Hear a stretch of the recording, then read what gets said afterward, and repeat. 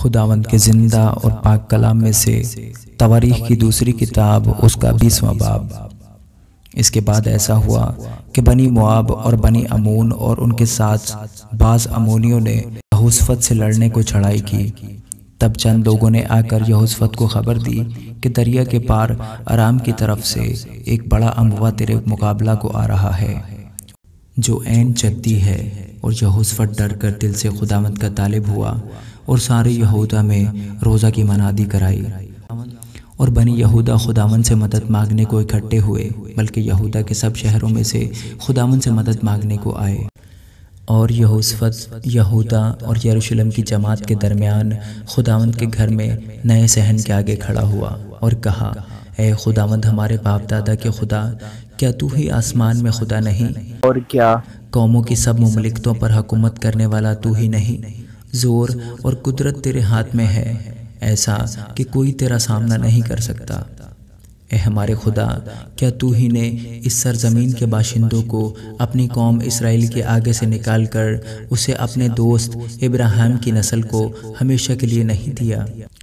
چنانچہ وہ اس میں بس گئے، اور انہوں نے تیرے نام کے لیے اس میں ایک مقدس بنایا ہے، اور کہتے ہیں کہ اگر کوئی بلا ہم پر آ پڑے، جیسے تلوار یا آفت یا وبا یا کال، تو ہم اس گھر کے آگے اور تیرے حضور کھڑے ہوں گے، کیونکہ تیرا نام اس گھر میں ہے، اور ہم اپنی مصیبت میں تجھ سے فریاد کریں گے اور تو سنے گا اور بچا لے گا۔ سو اب دیکھ، امون اور مواب اور کوہ شعیر کے لوگ جن پر تو نے بنی اسرائیل کو جب وہ ملک مصر سے نکل کر آ رہے تھے حملہ کرنے نہ دیا، بلکہ وہ ان کی طرف سے مڑ گئے اور ان کو ہلاک نہ کیا۔ دیکھ وہ ہم کو کیسا بدلہ دیتے ہیں کہ ہم کو تیری میراث سے، جس کا تو نے ہم کو مالک بنایا ہے، نکالنے کو آ رہے ہیں۔ اے ہمارے خدا، کیا تو ان کی عدالت نہیں کرے گا؟ کیونکہ اس بڑے اموا کے مقابل جو ہم پر چڑھ آتا ہے ہم کچھ طاقت نہیں رکھتے، اور نہ ہم یہ جانتے ہیں کہ کیا کریں، بلکہ ہماری آنکھیں تجھ پر لگی ہیں۔ اور سارا یہودا اپنے بچوں اور بیویوں اور لڑکوں سمیت خداوند کے حضور کھڑا رہا۔ تب جماعت کے بیچ یحزیل بن زکریا بن بنایا بن یعیل بن متنیہ ایک لاوی پر جو بنی آصف میں سے تھا خداوند کی روح نازل ہوئی، اور وہ کہنے لگا، اے تمام یہودا اور یروشلم کے باشندوں، اور اے بادشاہ یہوشفت، تم سب سنو۔ خداوند تم کو یوں فرماتا ہے کہ تم اس بڑے اموا کی وجہ سے نہ تو ڈرو اور نہ گھبراؤ، کیونکہ یہ جنگ تمہاری نہیں بلکہ خدا کی ہے۔ تم کل ان کا سامنا کرنے کو جانا، دیکھو وہ سیس کی چڑھائی سے آ رہے ہیں، اور دشت یروئیل کے سامنے وادی کے سرے پر تم کو ملیں گے۔ تم کو اس جگہ میں لڑنا نہیں پڑے گا۔ اے یہودا اور یروشلم، تم قطار باندھ کر چپ چاپ کھڑے رہنا، اور خداوند کی نجات جو تمہارے ساتھ ہے دیکھنا، خوف نہ کرو اور ہراساں نہ ہو۔ کل ان کے مقابلے کو نکلنا، کیونکہ خداوند تمہارے ساتھ ہے۔ اور یہوشفت سرنگوں ہو کر زمین تک جھکا، اور تمام یہودا اور یروشلم کے رہنے والوں نے خداوند کے آگے گر کر اس کو سجدہ کیا۔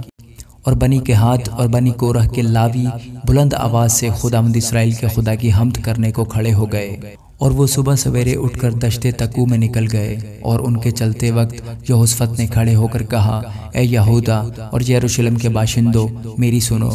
خداوند اپنے خدا پر ایمان رکھو تو تم قائم کیے جاؤ گے، اس کے نبیوں کا یقین کرو تو تم کامیاب ہوگے۔ اور جب اس نے قوم سے مشورہ کر لیا تو ان لوگوں کو مقرر کیا جو لشکر کے آگے آگے چلتے ہوئے خداوند کے لیے گائیں اور حسن تقدس کے ساتھ اس کی حمد کریں، اور کہیں کہ خداوند کی شکر گزاری کرو، کیونکہ اس کی رحمت ابد تک ہے۔ جب وہ گانے اور حمد کرنے لگے تو خداوند نے بنی امون اور مواب اور کوہ شعیر کے باشندوں پر جو یہودا پر چڑھے آ رہے تھے کمین والوں کو بٹھا دیا، سو وہ مارے گئے، کیونکہ بنی امون اور مواب کوہ شعیر کے باشندوں کے مقابلہ میں کھڑے ہو گئے کہ ان کو بالکل تحتیق اور ہلاک کریں۔ اور جب وہ شعیر کے باشندوں کا خاتمہ کر چکے تو آپس میں ایک دوسرے کو ہلاک کرنے لگے۔ اور جب یہودا نے دید بانوں کے برج پر جو بیابان میں تھا پہنچ کر اس اموا پر نظر کی تو کیا دیکھا کہ ان کی لاشیں زمین پر پڑی ہیں اور کوئی نہ بچا۔ جب یہوشفت اور اس کے لوگ ان کا مال لوٹنے آئے تو ان کو اس کثرت سے دولت اور لاشیں اور قیمتی جواہر جن کو انہوں نے اپنے لیے اتار لیا ملے کہ وہ ان کو لے جا بھی نہ سکے، اور مال غنیمت اتنا تھا کہ وہ 3 دن تک اس کے بٹورنے میں لگے رہے، اور چوتھے دن وہ براکہ کی وادی میں اکٹھے ہوئے، کیونکہ انہوں نے وہاں خداوند کو مبارک کہا، اس لیے کہ اس مقام کا نام آج تک براکہ کی وادی ہے۔ تب وہ لوٹے، یعنی یہودا اور یروشلم کا ہر شخص اور ان کے آگے یہوشفت، تاکہ وہ خوشی خوشی یروشلم کو واپس جائیں، کیونکہ خداوند نے ان کو ان کے دشمنوں پر شادمان کیا تھا۔ سو وہ ستار اور بربت اور نرسنگ کے لیے یروشلم میں خداوند کے گھر میں آئے، اور خدا کا خوف ان ملکوں کی سب سلطنتوں پر چھا گیا۔ جب انہوں نے سنا کہ اسرائیل کے دشمنوں سے خداوند نے لڑائی کی ہے، سو یہوشفت کی مملکت میں امن رہا، کیونکہ اس کے خدا نے اسے چاروں طرف امان بخشی۔ یہوشفت یہودا پر سلطنت کرتا رہا۔ جب وہ سلطنت کرنے لگا تو 35 برس کا تھا، اور اس نے یروشلم میں 25 برس سلطنت کی۔ اس کی ماں کا نام عزوبہ تھا، جو سلہی کی بیٹی تھی، اور وہ اپنے باپ آسا کی راہ پر چلا اور اس سے نہ مڑا، یعنی وہی کیا جو خداوند کی نظر میں ٹھیک ہے۔ تو بھی اونچے مقام دور نہ کیے گئے تھے، اور اب تک لوگوں نے اپنے باپ دادا کے خدا سے دل نہیں لگایا تھا۔